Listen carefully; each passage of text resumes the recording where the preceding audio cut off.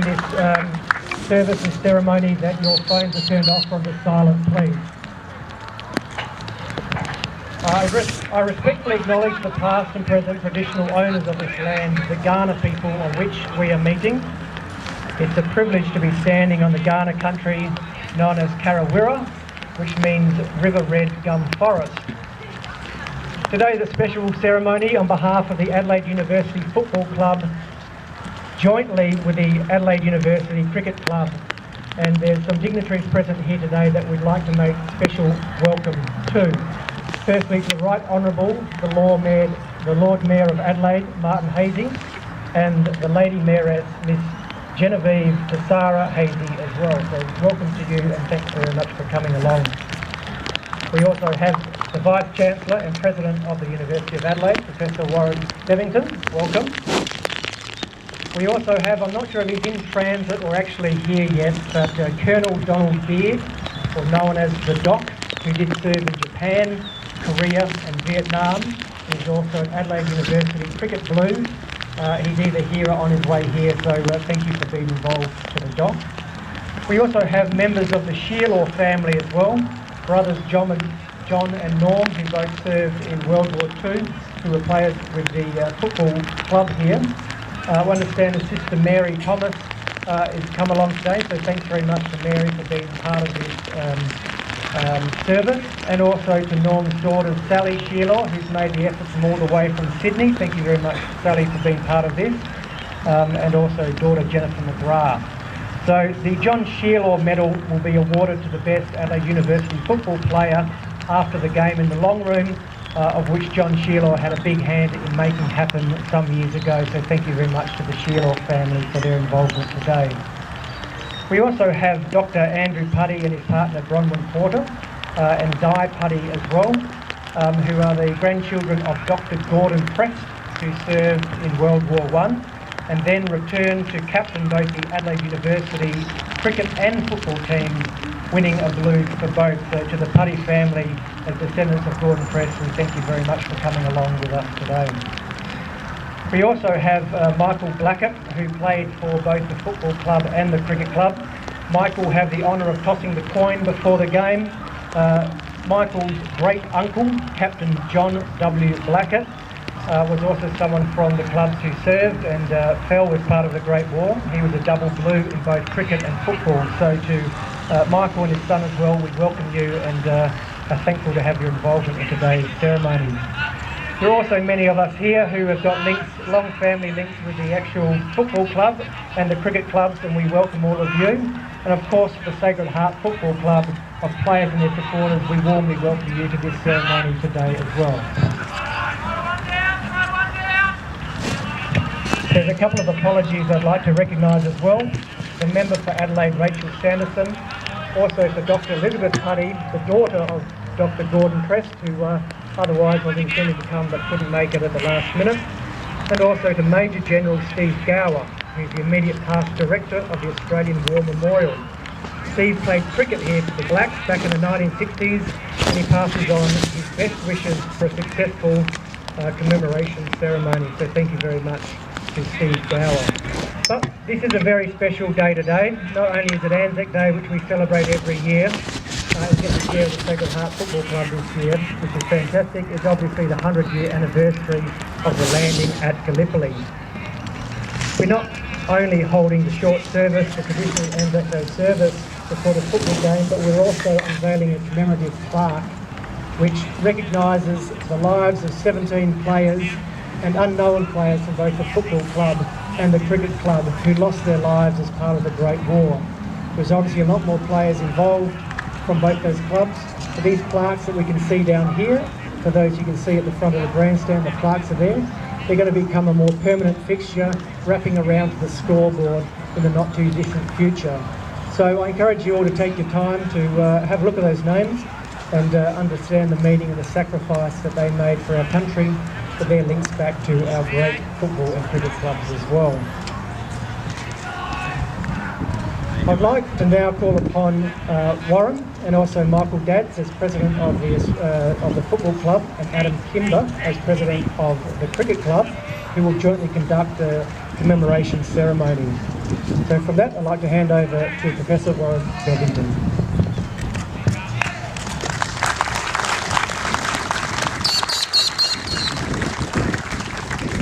Right Honourable the Lord Mayor of Adelaide and the Lady Mayoress, the Presidents, members and players of the Adelaide University Football Club and Adelaide Cricket Club, ladies and gentlemen.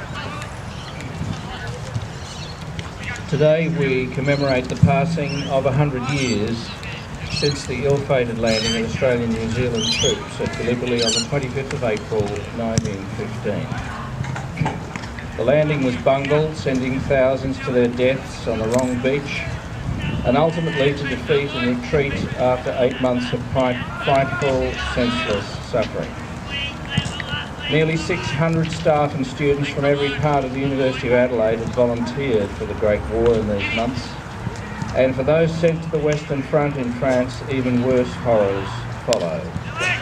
At Fromelles the next year, Australia suffered 7,000 casualties in a single night.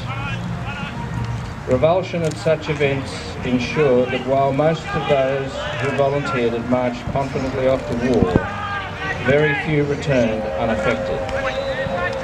And 78 from the university did not return at all. Their names honoured with the dead of later wars on our campus war memorial in the Mitchell building, on plaques in the cloisters of the Union, at the dining hall of Roseworthy, and now here at the Adelaide University Oval. Every Australian of my age has stories of the damaging imprint of that war.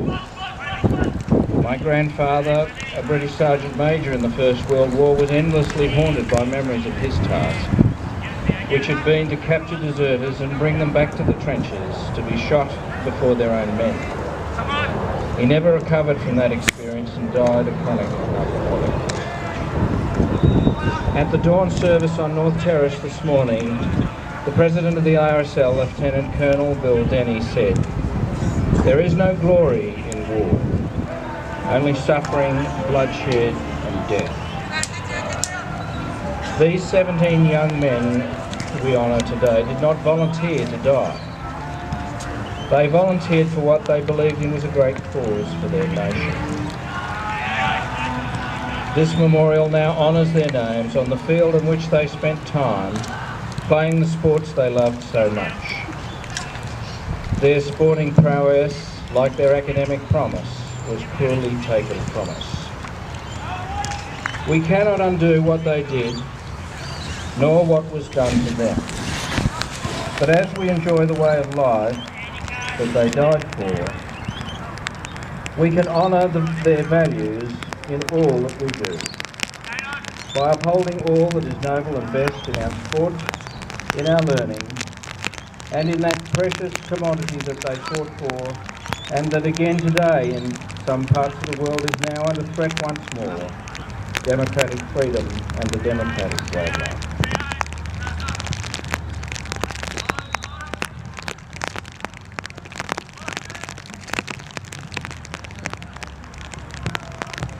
Thank you very much, Warren.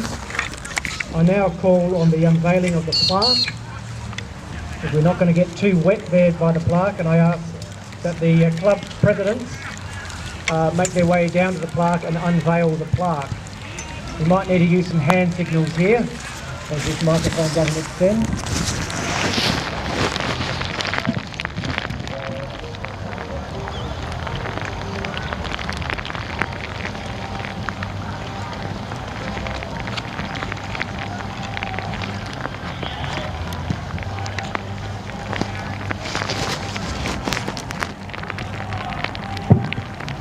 Thank you, Adam, and thank you, Michael, for that, and thanks for those words as well, Warren. Appreciate that. We'll just call now for laying of two wreaths, one on behalf of the Adelaide University Cricket Club, and the representative from the ladies team, Robin from Maine, will be laying the wreath on behalf of the Cricket Club, and on behalf of the Football Club, Michael Dads and Mariah Jones will be laying the wreath as well.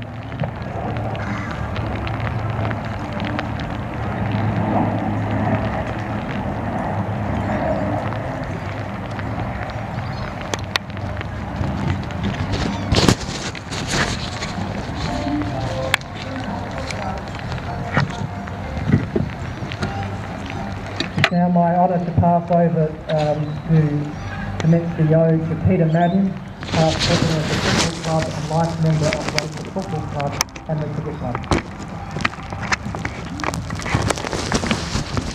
They shall grow not old, we who are left grow old. Age shall not weary them, nor the years forget. At the going down of the sun and in the morning, we will remember them.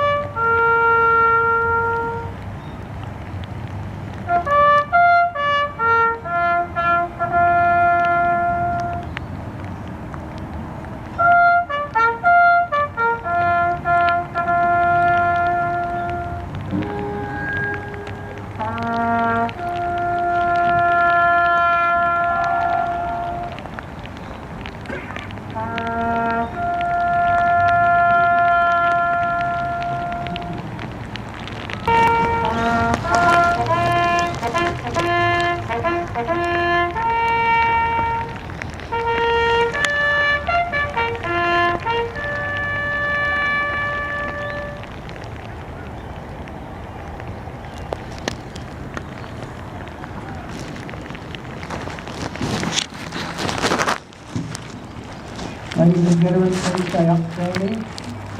Now we'll sing the Australian National Anthem.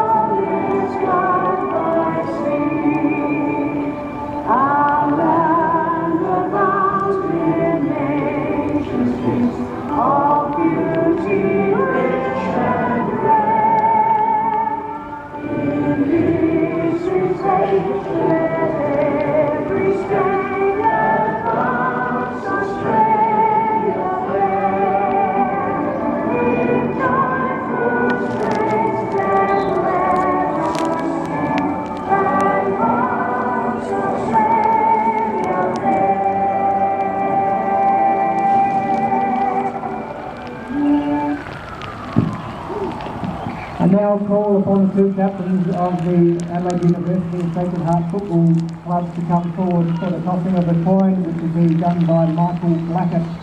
And Michael, feel free to involve your son as well as part of this. So could the captains please come forward, perhaps to the front here?